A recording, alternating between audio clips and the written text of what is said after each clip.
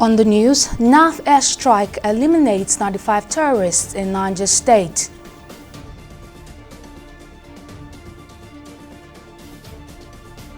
And All Progressives Congress APC and the People's Democratic Party PDP kickstart 2027 plans with key NEC meetings.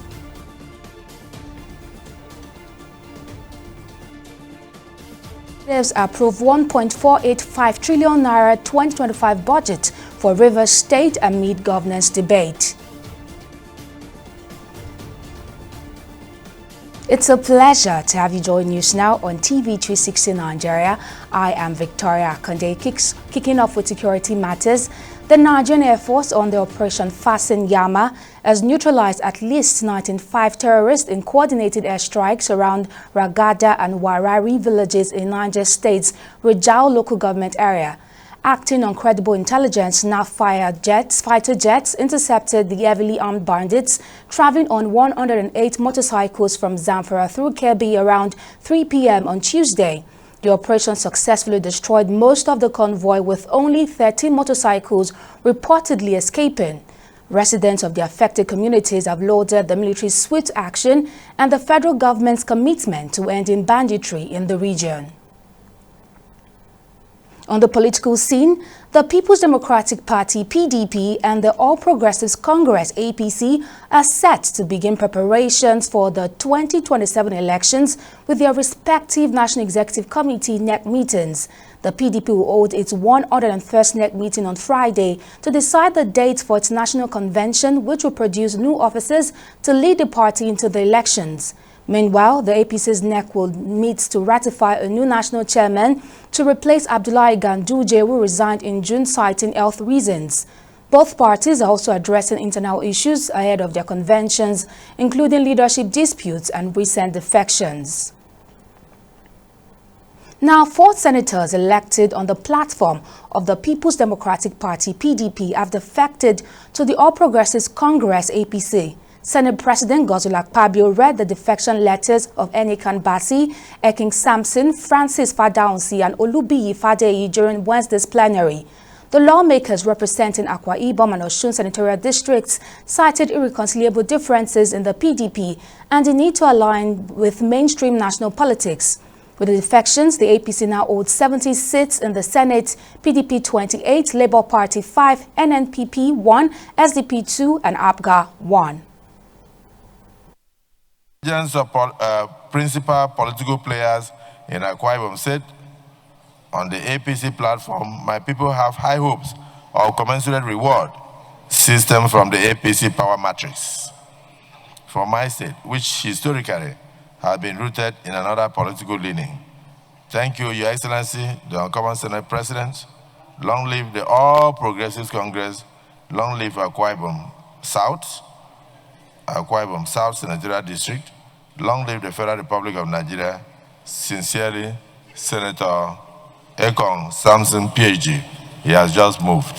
From Osun, State of Nigeria, we have another resignation from the People's Democratic Party. With deep heart, I submit my resignation as a member of the People's Democratic Party, effective immediately. This decision has not been taken lightly, but I feel compelled to do so due to the unresolved internal crisis, various litigations and cases, and lack of leadership at the apex of the People's Democratic Party. These issues have led to widespread disaffection and mistrust among members, making it very challenging for me and for all of us to effectively serve our constituents. The people of my hometown, my senatorial district, and the nation at large cry out for dividends of democracy. Still on politics, diverse reactions have continued to trail the endorsement of President Bola Ahmed Tinubu for re-election in 2027 by Osun State Governor Ademola Adeleke and leaders of the People's Democratic Party PDP in the state. The endorsement was made public on Tuesday following a stakeholders meeting held at the Government House in Osogbo. Governor Adeleke had reportedly been in talks with political leaders about possibly leaving the PDP, a move that party stakeholders in Osun are said to have consented to, pledging to follow him to any party of his choosing. Now joining us to make sense of these political implications is political affairs analyst Gigi Ojo. Thank you very much for joining us now. A lot of controversy surrounds Governor Adeleke and the Osun PDP's endorsement of President Tinubu, especially as the Osun APC disclosed denying Adeleke entry to their party, describing Adeleke as a political liability. How do you interpret this development? Well, thank you, Victoria. I think it's just act of political strategy on the part of Governor Ademola Adeleke. It's very unfortunate. The initial information in the public domain was that he was being cajoled and being pressured to join APC, but that seems to be not the true position, because if he were to be cajoled, he would have defected, but it was obvious that he was not wanted in APC. And so the only thing he could use to cajole the president is to promise to work for him in 2027. Now, let's look at the sequence of events. Ademola Adeleke's re-election bid comes up sometimes next year in 2026. President Bola Tinubu's re-election bid comes up in 2027. So if Adeleke does not get re-elected in 2026, there's no way he can work for president in 2027. So you can see that it's a kind of quid pro quo, but it doesn't really work. I think the president will not see the endorsement for anything much beyond the fact that, okay, if he wins the election, and that's the condition, the big if he wins re-election in 2026, he will then work for the president re-election in 2027. But I think his negotiation skill is not strengthened by the fact that the PDP that he is a leader of is losing members in droves. As you read in that, your first news, 2 senators from Osun State have defected today to APC. In the House of Reps, 1 or 2 others have also defected from PDP to APC. So it's like the PDP in Osun is no longer cohesive, it's no longer united.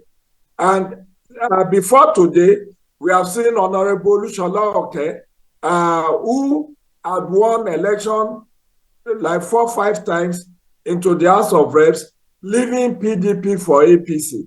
So the House of PDP in Osun is leaking.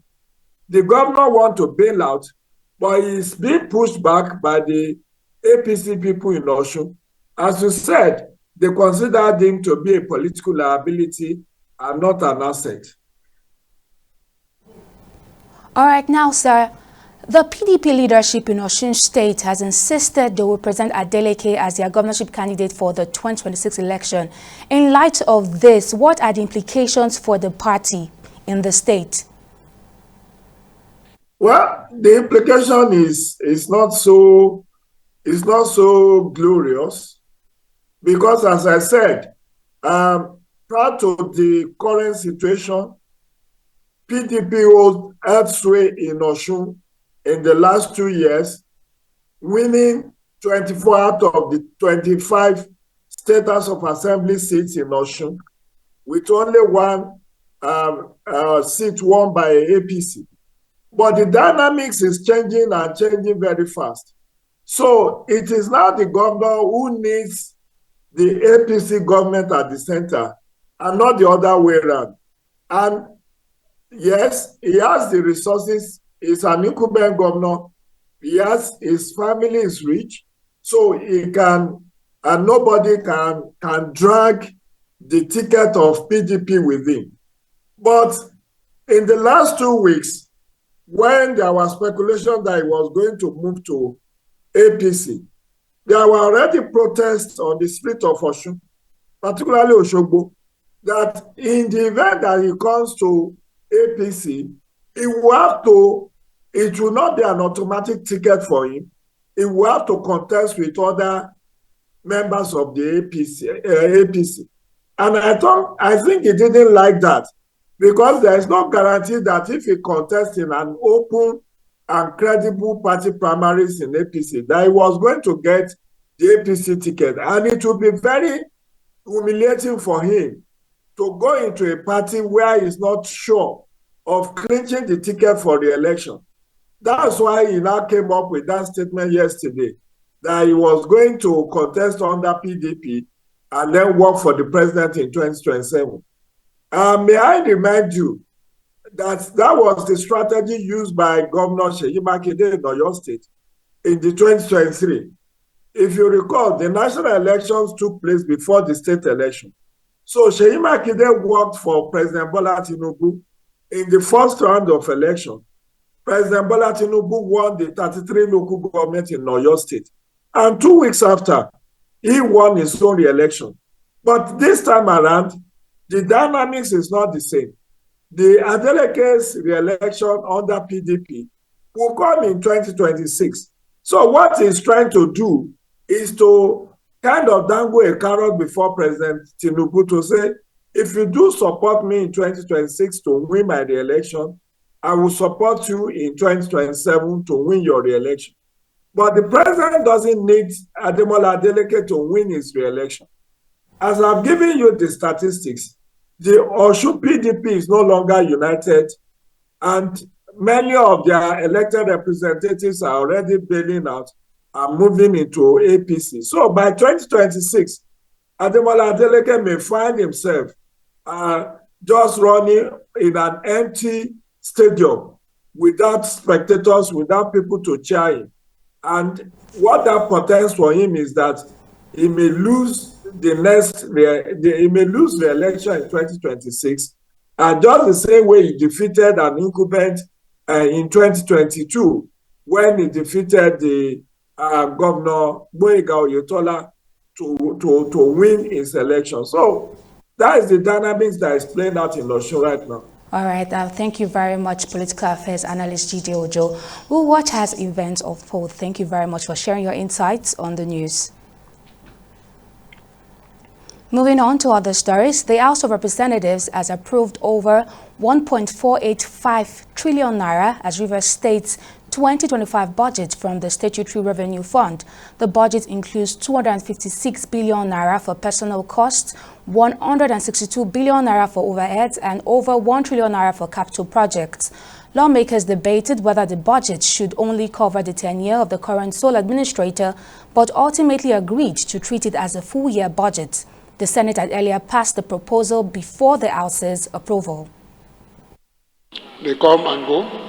We can't do a budget for the next 2 months or 1.5 months remaining for the expiration of the emergency rule.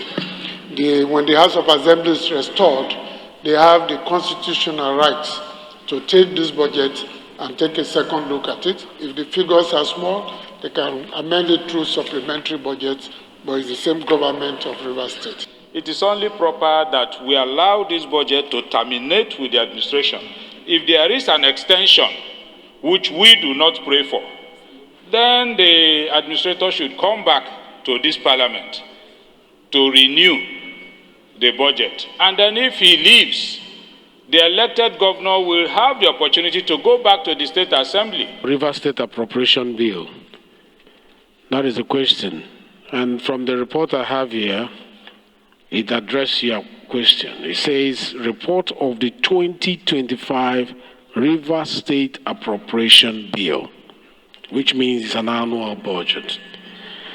Government comes, government goes, but the budget remains what it's supposed to be if there's any change in administration. So this is 2025 Rivers State Appropriation Bill. That is a report that is presented. Unless you have a different opinion on that. Honorable colleagues, the bill for an act authorized the issue from the Rivers State Government Statutory Revenue Fund of the Rivers State account the total sum of 1,485,662,592,444 naira.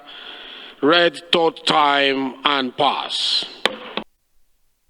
Now, as Belgium marked its National Day this year, the celebration took a creative turn in Lagos, where 20 Nigerian artists showcased works inspired by classical European techniques.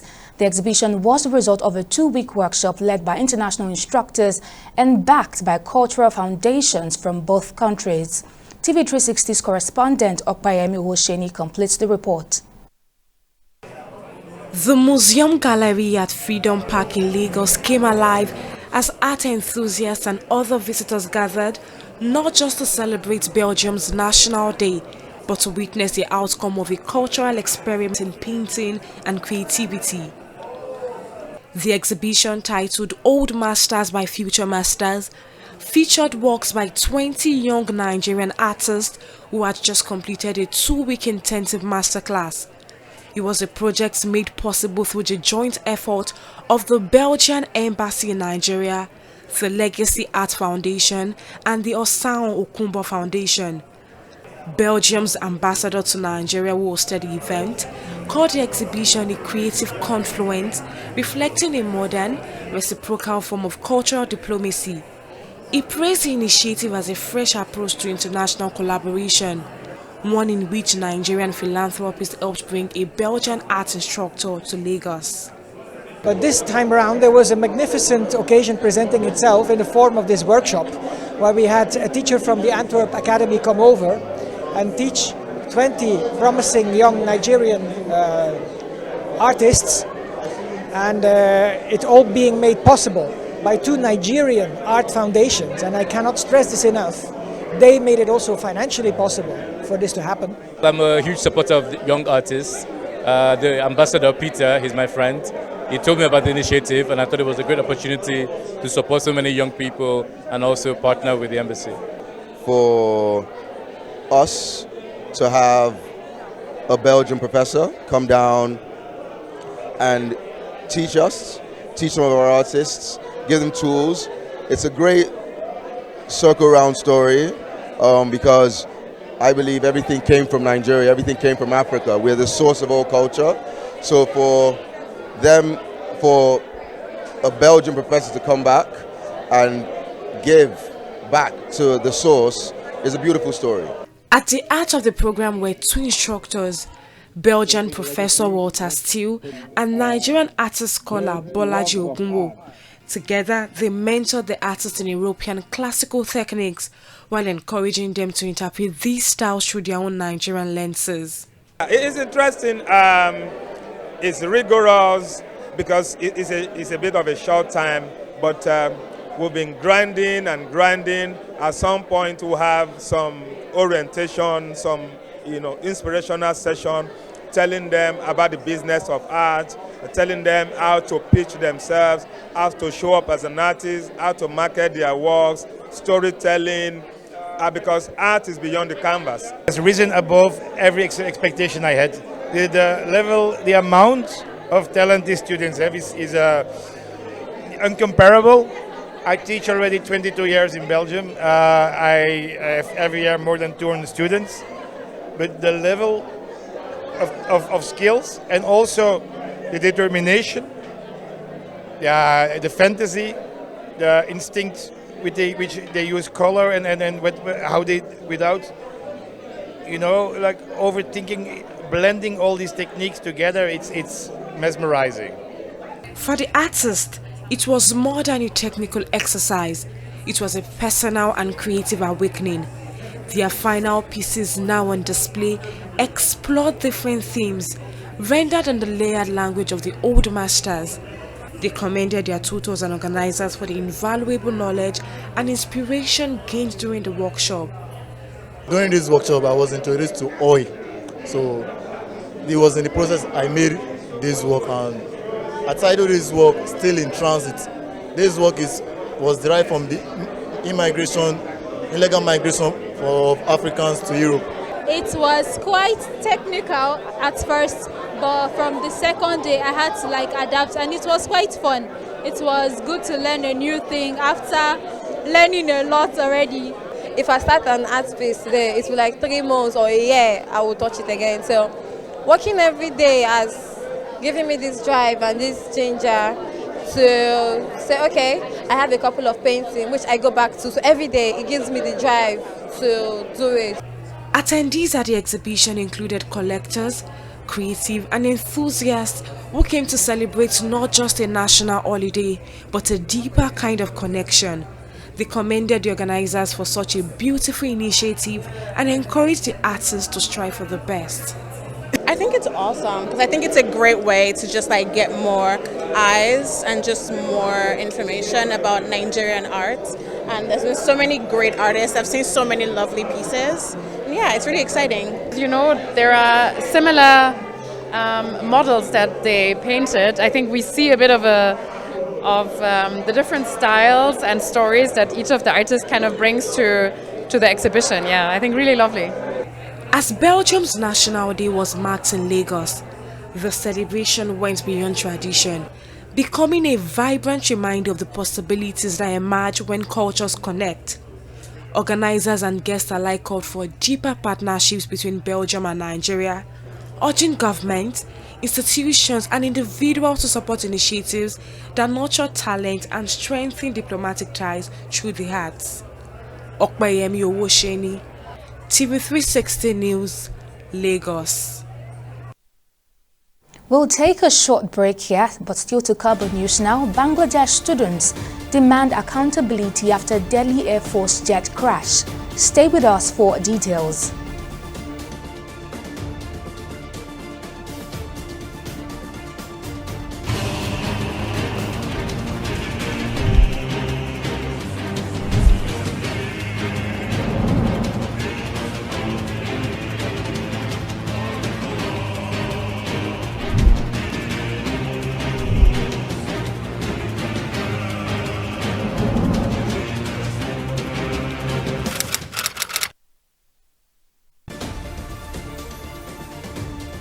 Welcome back. Now here's a recap of our top stories. The Nigerian Air Force under Operation Fasten Yama has neutralized at least 95 terrorists in coordinated airstrikes around Ragada and Warari villages in Niger State's Rijal local government area. Acting on credible intelligence, NAV fighter jets intercepted the heavily armed bandits traveling on 108 motorcycles from Zamfara through Kebbi around 3 p.m. on Tuesday. The operation successfully destroyed most of the convoy, with only 13 motorcycles reportedly escaping. We also told you that the People's Democratic Party (PDP) and the All Progressives Congress (APC) are set to begin preparations for the 2027 elections with their respective National Executive Committee meetings. The PDP will hold its 101st NEC meeting on Friday to decide the date for its national convention, which will produce new officers to lead the party into the elections. Well, in case you missed any of our news bulletins or for more updates, you can catch us on Metro TV and AVO TV, or log on to our website on www.tv360nigeria.com. You can also follow us on our social media platforms on Twitter, Instagram and YouTube at TV360 Nigeria, or download our mobile app on Google Play Store, Huawei App Gallery and Apple Store. On Facebook, we are at TV360 Online.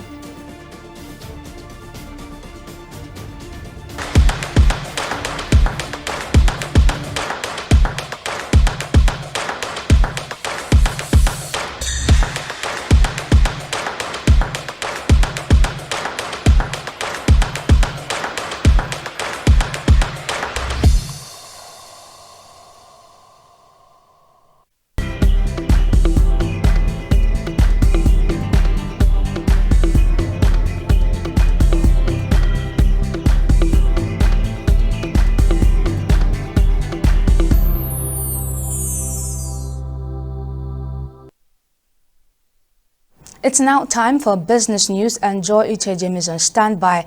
What's the latest, Joy? Thank you, Victoria, and welcome to business news. Now, Nigeria's external reserves have surged to $40.11 billion as of July 18, 2025, the highest level since November 2024, according to CBN Governor Olayemi Cardoso. Speaking during the 301st Monetary Policy Committee meeting, Cardoso said the rise reflects efforts to stabilize the exchange rate and restore investor confidence. He confirmed that all key monetary policy rates were retained for the 7th consecutive time. Cardoso also revealed that 8 banks have met the CBN's recapitalization requirements, with others making steady progress. Gross external reserves rose to 40.11 billion on July 18, 2025, representing about 9.5 months of import cover for goods. Available projections suggest that global output recovery continues at a gradual pace. However, recent developments, especially the persistent tariff war and the geopolitical tensions, may continue to disrupt supply chains and exert upward pressure on the price of imports. We'll now take a short break and return with stock market updates.